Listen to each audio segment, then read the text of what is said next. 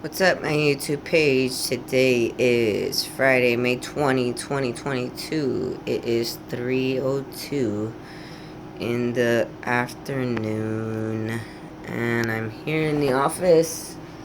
I am actually working on this, or about to get started on this table here. I finally finished the other 3 cutting boards that I needed to finish, that I hadn't finished for the store that's going out for our clients, or my client, I should say, Betty, um, to her store in Alpine. And, yeah, that was a big hassle, man, doing those boards, because there was a lot of, like, emotion wrapped around all of it because of who they were for and just everything about this whole, like, account or client, connect that we've got with this deal. Because I've been boasting about it in several of my videos, how it's a big opportunity for us to have our stuff put out there, on display, like in front of people with actual, like, big amounts of money in their wallets and their bank accounts, that they could afford the luxury of buying a beautiful piece of art like that. But sometimes emotions kind of overtake, opportunities, and take them away, in a sense. I mean, I'm not saying that I lost her as a client. I don't know if she's gonna want more or not, but I mean, I wouldn't blame her if she didn't, with how long this took.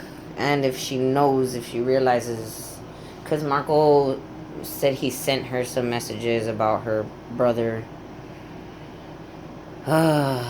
But I don't know if she knows, like, even that's him on Facebook. Like, if she connects him to our business. I don't think she does. Like, we don't have her as a friend on Facebook. So and she's been talking to me mostly, not Marco. So I'm pretty sure she doesn't realize that it's the same thing, and that issue has been a huge reason as to why I've been taking so long doing her boards. I mean, I have been having issues as well, like just technical issues that I had to fix, but some of them were because of issues arising out of those emotional things, and how he got mad at her brother because he offered me money to have sex with him, and I didn't, even though I didn't, and I left, and I never saw him again or hung out with him again after that. Like, he just decided to take his anger out on him one day. And everyone that knew him, evidently. But anyways, I hope I don't lose her, honestly, as a client, because she's been a very good, like, customer, like, understanding, and very, like, excited with the work, and that makes me feel good, when people are actually, like, wow, like, amazed by the work. It gives me a good feeling about myself. Call it, I don't know, narcissism or whatever whatever you may see it as. I don't know. I just call it happiness. It gives me joy. Makes me feel worth something. Like, I'm actually accomplishing something in my, everyday, seemingly mundane life. I'm actually making somebody amazed or excited about something I did. And that's cool. That makes me feel good. So, it would suck to lose her as a client. It really would. But, I mean, I'd rather have that and have peace than, not have that, or keep her as a client and then just keep having all these fucking problems with Marco because he's just reminded of that and just can't get past it. Like, and it's frustrating because it's like the ones that I've been working on like are the ones that are the hardest for us to do because of stuff like that, like stuff that he's, bringing to the table that's making it difficult for me to finish those jobs or get them or whatever, for whatever reason. Like the gas station one too. That was him initially. He's the one that went and talked to the lady and everything and got the meeting with the boss, but I'm the one that went and spoke to the boss and the lady when he was there to meet us and get his approval to go ahead and do it. And you know I kept my line of communication open that whole time that we were fighting, and he didn't want to talk to anybody. I was still taking calls and whatnot, and I kept us that opportunity because I did that. If he wouldn't have and I wouldn't have, then we probably wouldn't have got that job. So anyways, yeah, now I have to work on this table, which is a job that Marco got us, and now it's a problem that he can't or hasn't been able to fix for his own reasons. And yeah, it's attached to emotional reasons as well, because I know he's like frustrated that it's taking longer than he thought it was gonna take. It's more complicated than he thought it was gonna be. It's a lot fucking heavier than we thought it was gonna be. Fucking shit is super heavy. You can't move it by yourself. You need another person to help you. Like, you can't like move it anywhere by yourself.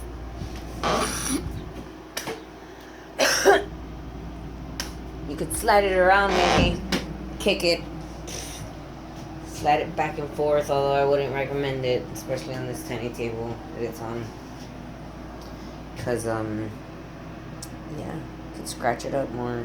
That's the whole point of us getting it and working on this job, was to fix a scratch in it, because it was fucking pristine except for that scratch. It was like just so shiny like this, like just perfect everywhere. The whole thing was just super super shiny. And then we started sanding it. Obviously it's gonna get ugly again and then some scratches in it, but you're supposed to sand it a certain way, and Marco didn't do it that way.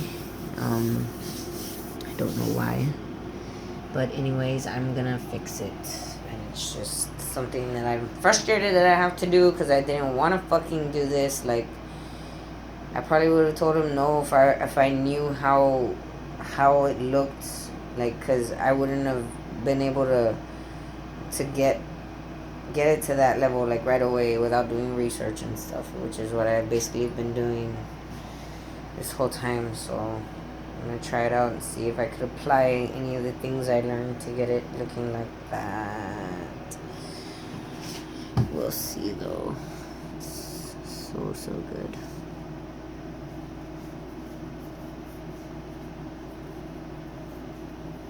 Yep. Alright, well, yeah, I'm gonna go ahead and go so I could get started on this, because the dude's been waiting a while now on this one too. It's been over a month that we've had this, I think, and haven't been able to figure it out just yet. We're not like experts in our craft. We're just we're learning as we go. This is like probably the biggest table we've ever worked on, the biggest epoxy table. The one that we had to redo for Sheldon, his office business table, was pretty big, but that one was a reupholstering, or not reupholstering, renovating, I guess, whatever. We took off the old Formica that it had on it, the material, like the cardboardish material, and we replaced it. I replaced it. And that wasn't anything near to, I mean, it was hard, but it's not nothing as complicated as this. This is extremely complicated and a long process. A lot of sanding, a lot of water, a lot of in-betweens, a lot of flipping and flopping of the sandpapers to get from one grit to the next or last or finest, whatever. The grits we don't even have because I wasn't even aware that you have to go that high in order to achieve that high of a of a gloss. Like, I had no idea there was even 22,000 grit paper, you know, 20,000. I had no idea, like, it went up that high. I was like, oh my goodness. And then there's other even ways that you can get to that by using other methods that I didn't even know existed. So it's like, it's fun, you know, because I'm learning, but I'm also like, you know, doing an actual customer's order, so it's kind of like nerve wracking. Like, I can't fuck it up. I have to do this perfect. I have to. If I want to keep, you know, a good name for our business, a good reputation for our business, I have to fucking do it right. The way it was, at least. Like, to that level, at least. If not better, then at least to that level. So, yeah. I'll do it, though. I'll do it.